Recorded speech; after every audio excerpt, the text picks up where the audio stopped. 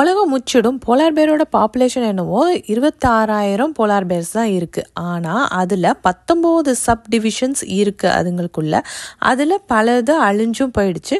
ஆனால் 9 sub divisions ஆன purse இன்னும் இருக்குது. போலார் பேர்னால் நம்ம ஒரு மாதிரி தான் பார்த்துருக்கோம். ஆனால் அதுலேயே நிறைய சப் டிவிஷன்ஸ் இருக்குது. போலார் பேரில் ஹைப்ரிட் இருக்குது. அது 2006 தான் கண்டுபிடிச்சாங்க. இந்த மாதிரி ஒரு ஹைப்ரிட் அனிமல் இருக்குன்னு. அதுக்கு பேர் பிஸ்லி பேர் ஆர் குரோலார் பேர்னு சொல்லப்படுது. அது கிட்டத்தட்ட போலார் பேரும் ப்ரௌன் பேரும் கலந்த மாதிரி இருக்குது பார்க்குறதுக்கு. இந்த பிஸ்லி பேரோட மதர் போலார் பேருங்கிறதுனால அதோட செய்கைகள், அதோட நடவடிக்கைகள் எல்லாமே போலார் பேர் மாதிரியே இருக்குது. அதுதான் போலார் பேர் ஐஸ்லேயே வாழ்ந்தாலும் கடல் வாழ் உயிரினங்கள் வரிசையில் தான் இந்த போலார் பேரை சேர்க்குறாங்க.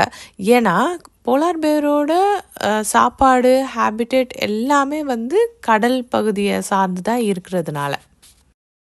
போலார் பேர் பார்க்குறதுக்கு ரொம்ப அழகாக பொம்மை மாதிரி இருந்தால் கூட அது ஒரு எபெக்ஸ் பிரெடேட்டர், அதாவது மற்ற மிருகங்களை அடித்து சாப்பிடக்கூடியது.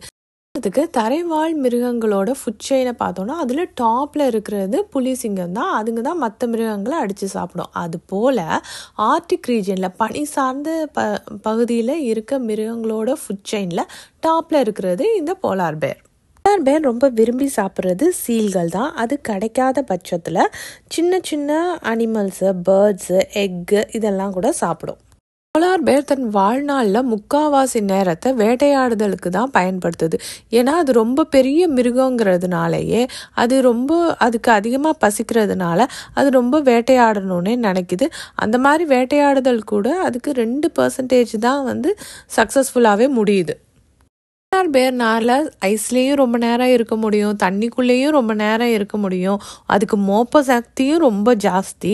இத்தனைக்கு 32 கிலோமீட்டர் ஆழத்தில் ஒரு சீல் இருந்தால் கூட அதால் மோப்ப சக்தி மூலயமா அந்த இடத்துல சீல் இருக்கிறத அதால் கண்டுபிடிச்சிட முடியும்.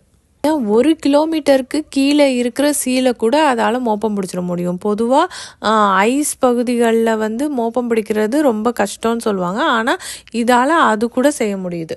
இவ்வளோ திறமை இருந்தும் அது வேட்டையாடும் போது அதுக்கு வெற்றி கிடைக்கிறது என்னவோ ரொம்ப கம்மியாக தான்.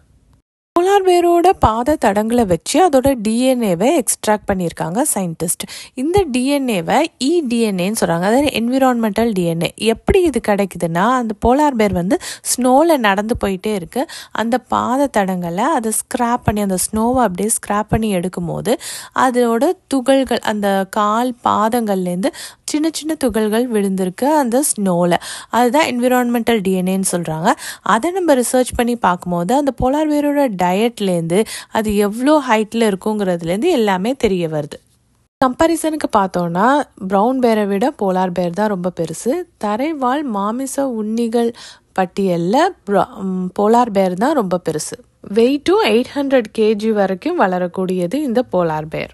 அதுலேயும் ஆண் போலார் பேர்ஸ் 2 மடங்கு பெருசாக இருக்கும் பெண் போலார் பேர்ஸை விட.